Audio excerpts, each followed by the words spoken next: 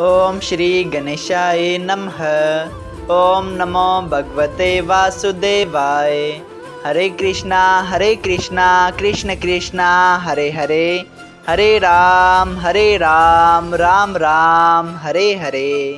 तव्हां सभिनी हरि भक्तन के नमस्ते। प्यारा भक्तों, ही कथा पाण गुरु कृपा से हासिल करे रहा आयूं। श्री गणपति सरस्वती जो दरे ध्यान करिया थो मां भागवत महापुराण जो बयान, जंहिंमें व्यासदेव ऐं श्री सुखदेव जी कयो आहे श्री कृष्ण लीला जो गुणगान। सभई चओ जय भागवतम महापुराण। प्यारा भक्तों, कल कथा में पाण श्रीमद् भागवत महापुराण साहिब जे नाए स्कंद जे 5 अध्याय ऐं 6 अध्याय जे पहिरें भाग में ॾिठो हो त दुर्वासा रकेश्वर अची राजा अम्बरेक खां माफ़ी वठनि था ऐं भगवान जा परम भक्त राजा अम्बरेश उन्हनि खे माफ़ी घुरंदो ॾिसी ॾाढा शर्मिंदा थियनि था ऐं उन्हनि खे माफ़ बि करे छॾीनि था। तंहिं बाद हुन पूरो साल विर्त रखण जे बाद अॼु वञी दुर्वासा रकेश्वर जे भोजन करण ते पंहिंजो विर्त छोड़ियो हो। सभई चओ जय राजा अम्बरेश। तंहिं बाद अध्याय 6 में राजा अचवाक जे पुट सुशाद जी ग़लतीअ जी कथा अचे थी, जंहिंमें ॿुधाइनि था त अचवाक पंहिंजे पुट खे चयो त तूं जंगल में वञी शिकार करे अच। ही जंगल में वञी शिकार करे थो ऐं वापसि मोटण वक़्तु उन शिकार मां बुख लॻण सबबु कुझु मांस खाई छॾे थो। ऐं तंहिं बाद जंहिं वक़्तु गुरु वशिष्ठ जी उन शिकार जो श्राद्ध करणु लॻा, तंहिं वक़्तु उन्हनि खे पंहिंजे जोग बल सां ख़बर पई त इहो शिकार श्राद्ध करण जे लाइक़ु न हो। सभई चओ जय श्री कृष्णा।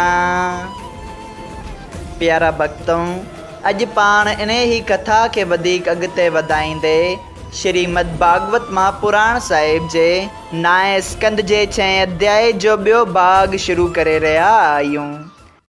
श्री सुखदेव जी चयो त इहा ॻाल्हि ॿुधंदे ई राजा पंहिंजे पुट सुशाद खे शेर नेकाली ॾिनी। तॾहिं हू जंगल में वञी जाजोलीअ रकेश्वर जी कुटिया में वञी हरि भॼन करणु लॻो।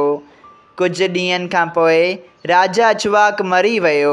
तॾहिं विशिष्ट रकेश्वर सुशाद खे जंगल मां आणे राज गद्दीअ ते विहारियो ऐं उन जे वंश में पुरंजी नाले राजा वॾो प्रतापी ऐं बलवान हो। हिकिड़े भेरे दैतन देवताउनि खे लड़ाईअ में जीतियो ऐं जॾहिं इंद्र ब्रह्मा वटि वञी फतेह करण जी तजवीज़ पुछी, तॾहिं ब्रह्मा जी चयो त ए इंद्र, तूं मृत्यु लोक मां राजा पुरंजी खे पंहिंजी मदद वास्ते वठी अच त तुंहिंजी जीत थींदी। इहे वचन ॿुधी इंद्र पुरंजी वटि वञी वेनती कई त तव्हांखे मुंहिंजी मदद लाइ दैतन सां विढ़णु घुरिजे। पुरंजी चयसि त ए राजा इंद्र, मूंखे तुंहिंजी मदद करण में कुझु इनकार कोन्हे, पर दैतन सां विढ़णु वक़्तु मूंखे एतिरो त बल पैदा थींदो जो हाथी या घोड़ो मुंहिंजे भार खणी न सघंदो। तंहिं करे तूं डांड जो रूप थी मूंखे पंहिंजी पुठीअ ते विहार त पोइ मां दैतन सां विढ़ां। जॾहिं इंद्र पंहिंजे कमु कढण वास्ते डांड जो रूप धारे राजा खे पुठीअ ते चाढ़े दैतन सां मोह ॾियारियो, तॾहिं उन जी जीत थी। जॾहिं राजा जी मदद सां इंद्र ऐं ॿियनि देवताउनि पंहिंजो राज पातो, तॾहिं पुरंजी वरी मृत्यु लोक में अची पंहिंजो राज करणु लॻो। उन जे वंश में सावसत नाले राजा महाप्रतापी थियो, जंहिं सावित्रीपुरी वसाई। उन जो पोटो राजा कुबलाशू अहिड़ो बलवान थियो, जंहिं उतंग रकेश्वर जी सहायता करण वास्ते धुंध नाले दैत सां लड़ाई जोटी। दैत जे वात मां अहिड़ी ॼॿी निकिती जंहिंजी बाहि सां 21,000 पुट राजा कुबलाशूअ जा जली विया। फ़क़ति दरहास ऐं ॿिया 3 पुट बचियसि। दरहास जो पुटु नखम बहे थियो।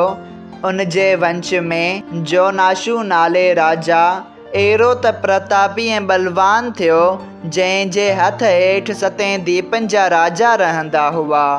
पर हू औलाद न हुअण करे हमेशा उदास रहंदो हो।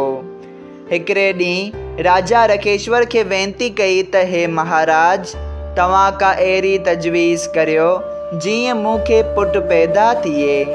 रखेश्वर पुटु पैदा थियण वास्ते राजा खां यज्ञ करायो ऐं हिकिड़ो कलश पाणीअ जो मंत्र पढ़ी यज्ञशाला में उन इच्छा सां रखियो त सुबुह जो उहो पाणी राणीअ खे पीआरिबो त उनखे पुटु पैदा थींदो। जॾहिं राति जो राजा ऐं रखेश्वर उन यज्ञशाला में सुम्हिया ऐं परमेश्वर जी इच्छा सां राजा खे प्यास लॻी, तॾहिं राजा भुल में उहो पाणी पी छॾियो। सुबुह जो रखेश्वरनि इहो हाल ॼाणी चयो त ए राजा, तुंहिंजे नसीब ऐं हरी इच्छा में कंहिंजो वस न आहे। हाणे तुंहिंजे पेट मां हिकिड़ो पुटु पैदा थींदो। राजा इहा ॻाल्हि ॿुधी पहिरियां ई उदास थियो, पर परमेश्वर जी इच्छा ईअं ॼाणी संतोष कयईं। जॾहिं राजा जो पेट गर्भवती स्त्रीअ वांगुरु वधणु लॻो ऐं 10 महीना गुज़रिया, तॾहिं रखेश्वरनि राजा खां उहो ॿारु ॼणायो। तंहिं बाद जॾहिं उहो छोकिरो खीर वास्ते रोअणु लॻो, तॾहिं इंद्र पंहिंजो अंगूठो अमृत भरियल उन जे वात में विझी धारायो त उन जो पेट भरिजी वियो ऐं इंद्र अंगूठे धाराइण वक़्तु उनखे मानदाता करे छॾियो हो ऐं चयो हो त हिन जो पालन मां कंदसि। तंहिं करे रखेश्वरनि उन जो नालो मानदाता रखियो हो। सो उहो मानदाता अहिड़ो प्रतापी ऐं बलवान ऐं 7 दीपनि जो राजा थियो, जंहिं खां रावण ऐं ॿिया केतिरा दैत ऐं राक्षस डिॼंदा हुआ।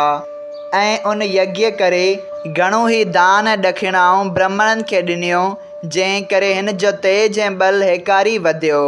ऐं मानदाता खे मचकंद ऐं ॿिया 3 पुट ऐं 50 छोकिरियूं पैदा थियूं। सो उन पंहिंजूं 50 छोकिरियूं सोबर नाले रखेश्वर खे प्रणाए ॾिनियूं। सभई चयो जय श्री कृष्णा। श्रीमद् भागवत महापुराण साहिब जे 9 स्कंद जे 6 अध्याय जो ॿियो भाग संपूर्ण थियो।